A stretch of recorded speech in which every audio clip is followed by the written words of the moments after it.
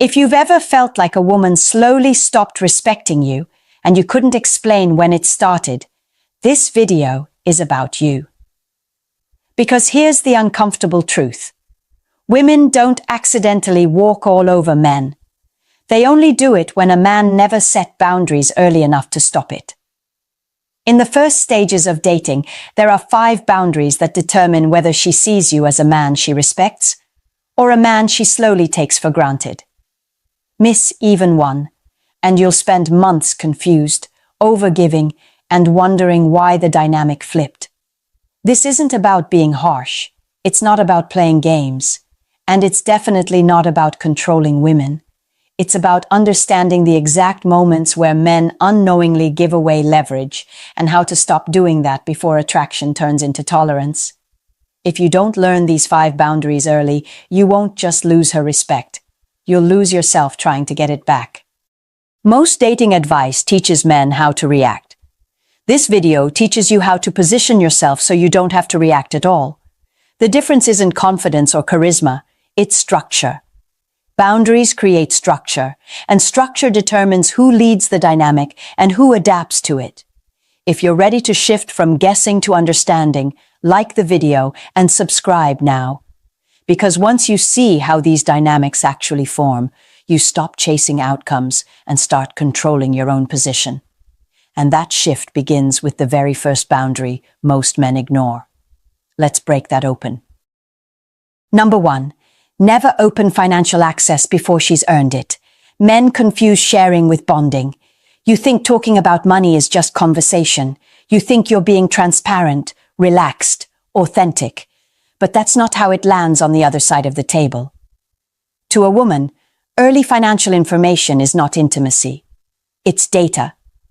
The moment you talk about your income, your investments, the cost of your car, the trips you're planning, something subtle but irreversible happens. You stop being a man she's discovering, and you start being a man she's measuring. Not emotionally, practically. This is what I call the provider audition. She hasn't chosen you yet. She hasn't committed. She hasn't invested. But you're already standing on stage, proving your usefulness. And the dangerous part is that you usually don't even notice it happening. You mention your salary casually. You joke about a bonus. You talk about how much you've saved this year. You think you're just making conversation. But in her mind, a quiet assessment begins. Stability. Capacity, access. From that point on, attraction stops being emotional and starts becoming evaluative. Here's the truth most men don't want to hear. Once a woman starts evaluating your wallet, she stops feeling you. Curiosity turns into calculation. Tension turns into expectation. And no, she doesn't need to ask you for money for this shift to happen. All she has to do is observe how freely you expose it. How eager you are to signal that you can provide. How quickly you turn your financial life into proof of worth. Men do this because they were taught that providing equals value, that security equals desirability. But early on, provision doesn't create attraction. It replaces it. You're no longer the man she wants.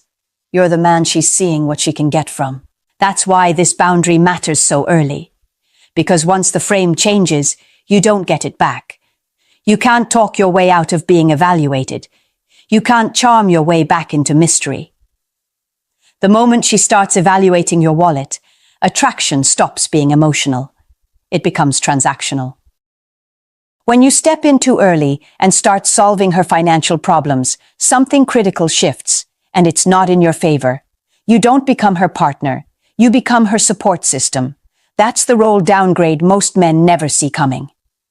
The moment you say, "I got you," before there's commitment, you silently volunteer for responsibility without authority. You give provision without position. And once that happens, the dynamic hardens. She may appreciate you, but appreciation is not desire. Gratitude is not attraction.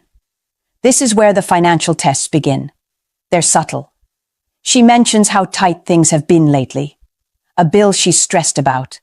A car issue that's expensive to fix. She's not asking outright. She's watching. She's watching how quickly you move. She's watching if you feel compelled to rescue. She's watching whether your boundaries collapse the moment pressure appears. Most men fail here because they confuse generosity with leadership. They rush in, thinking it proves value. In reality, it proves predictability. And predictable men are easy to place into utility roles. The correct boundary doesn't require speeches or defensiveness. You don't justify. You don't over-explain. You don't apologize. You stay calm. You stay grounded. You close the door without slamming it. Something simple, supportive, but firm. No offer, no guilt, no entanglement.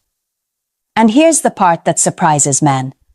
A woman who is genuinely interested will respect this immediately. Not because she's testing you less, but because she feels safer with a man who protects his structure. A woman with unclear intentions will feel irritated. She may pull back. She may lose interest. That's not a loss. That's filtration. This boundary doesn't push women away. It filters out the ones who were never there for you, only for what you could provide. Leadership begins where access is controlled. Number 2, never tolerate disrespect, especially when it's subtle. Most men think disrespect looks loud. Raised voices, insults, obvious hostility. That's why they miss it when it actually matters. Because real disrespect doesn't announce itself. It sneaks in quietly and waits to see if you'll stop it. It shows up when she interrupts you mid-sentence and keeps talking. When she makes a passive joke at your expense and follows it with, "Relax, I'm just teasing." When she casually compares you to her ex. When she ignores your messages for hours but expects instant replies from you. None of these moments feel big enough to confront. And that's exactly why they work. From a psychological standpoint, this isn't cruelty, it's evaluation. She's asking one silent question. Can I get away with this? Women test boundaries the same way water tests cracks. Slowly, incrementally. One small push at a time. If nothing pushes back, the pressure increases. Here's a scenario most men recognize but rarely address. You're out with her and a few friends. Everyone's laughing, talking. Then someone asks how things are going between you two. She smirks and says something like, "He's fine," when he's not being clueless. Her friends laugh. She laughs too. You smile.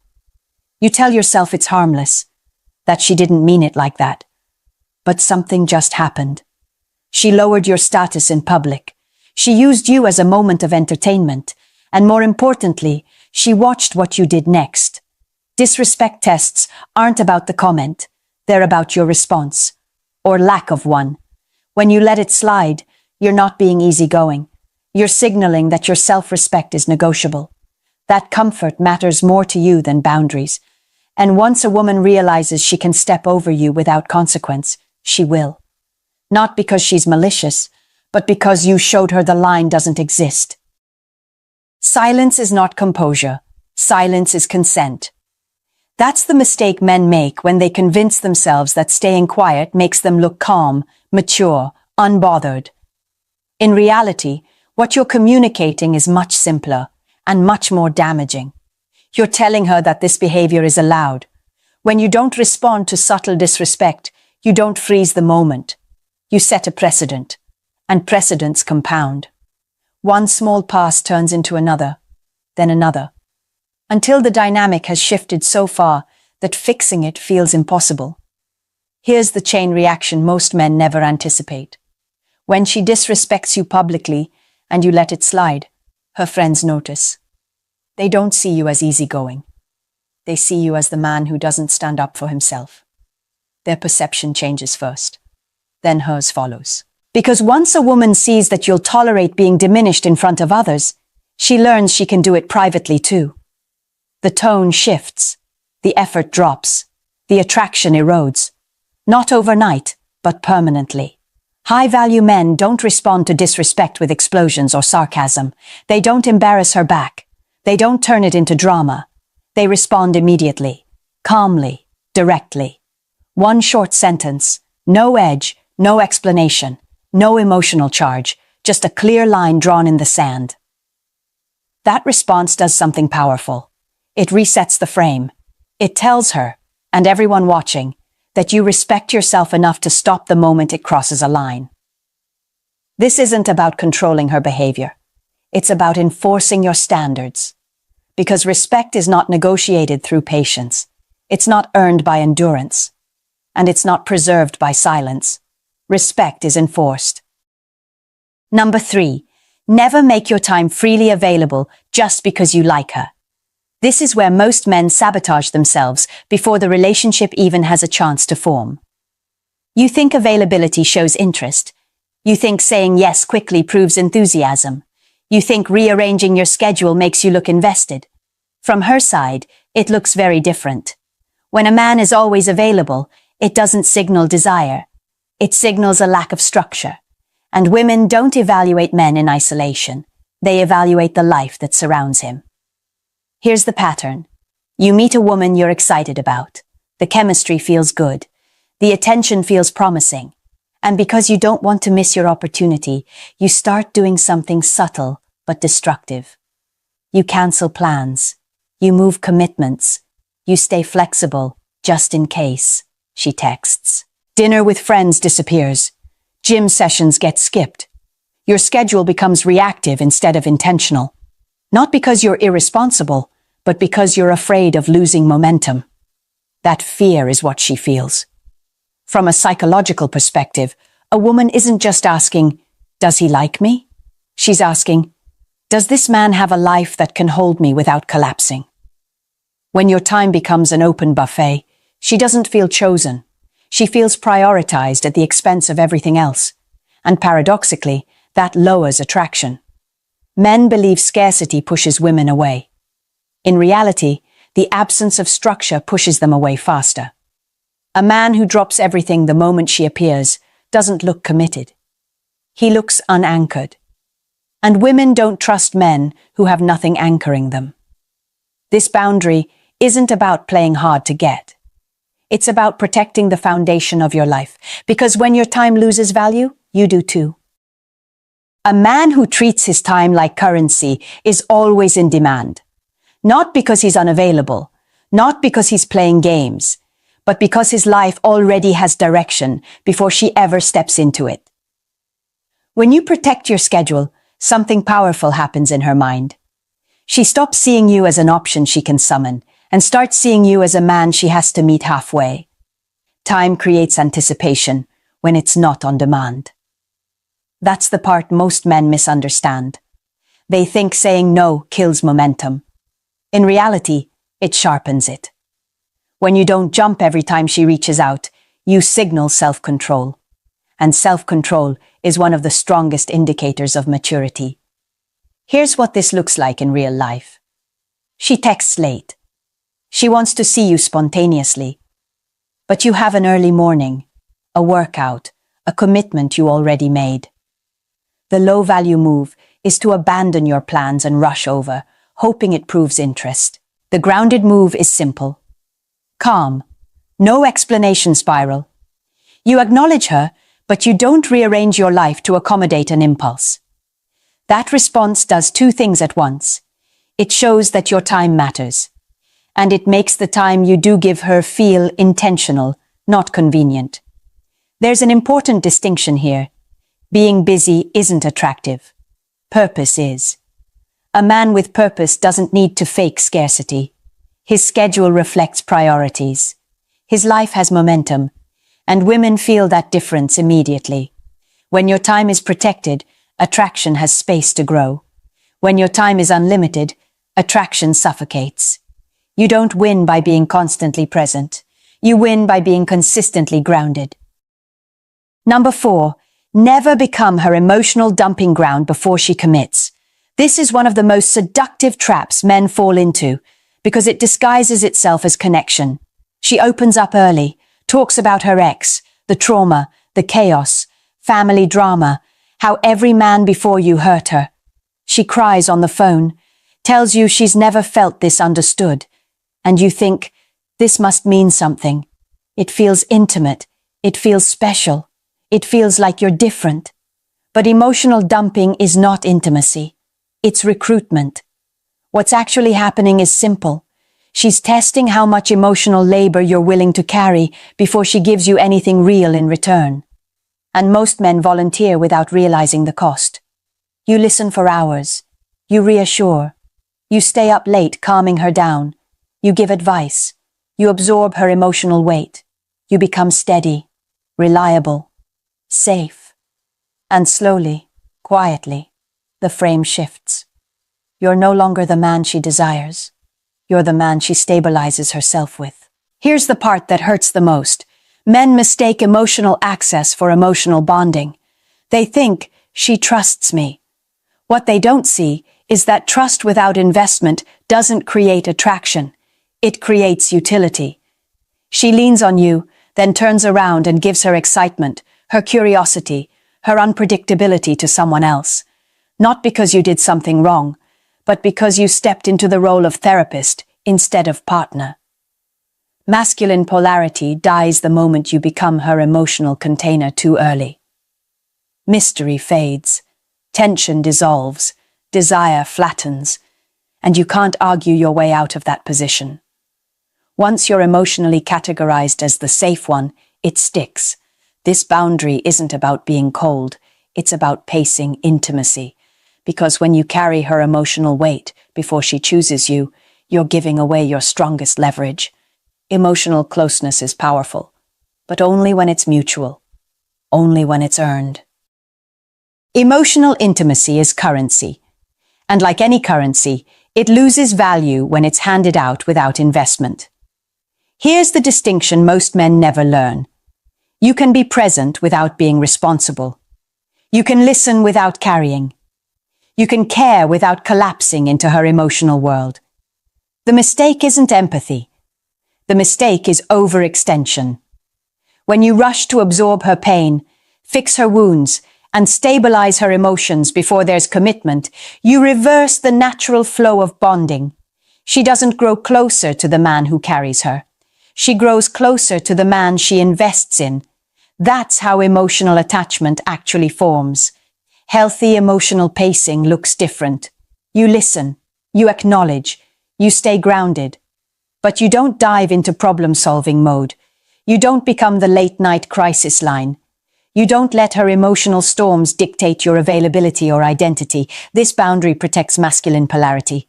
Polarity exists when there's tension, space, and mutual effort. It dies when one person becomes the emotional anchor while the other drifts freely. Men often think pulling back emotionally makes them seem uncaring. In reality, it makes the connection cleaner.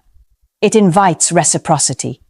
It gives her the opportunity to step forward emotionally instead of leaning back into you. And that's the key shift. A woman bonds with the man she invests in emotionally, not the one who carries her emotional weight for free. When she has to show up, when she has to contribute, when she has to regulate herself, attraction deepens naturally. This boundary doesn't block intimacy. It preserves it. Because intimacy that isn't earned doesn't build desire. It builds dependence.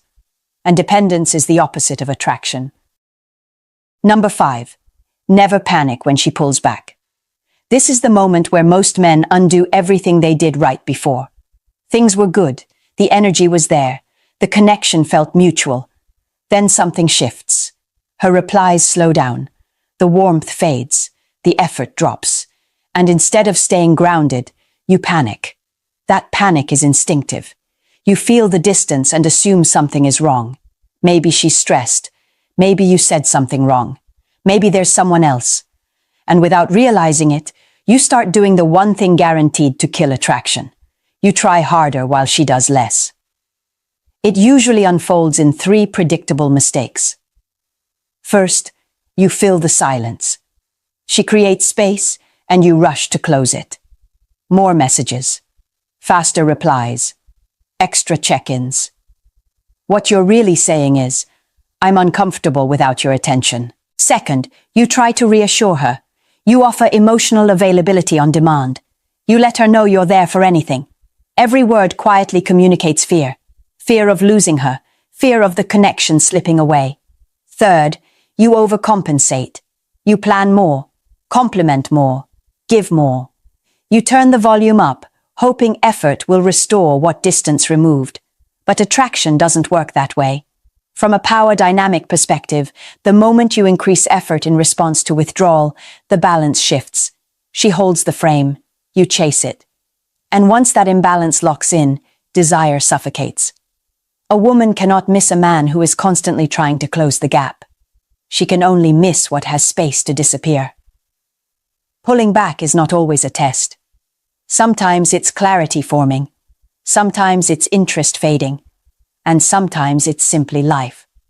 But panic turns every possibility into the same outcome. Loss of leverage, loss of attraction, loss of self-respect. Attraction never returns because you try harder. It returns when there's absence.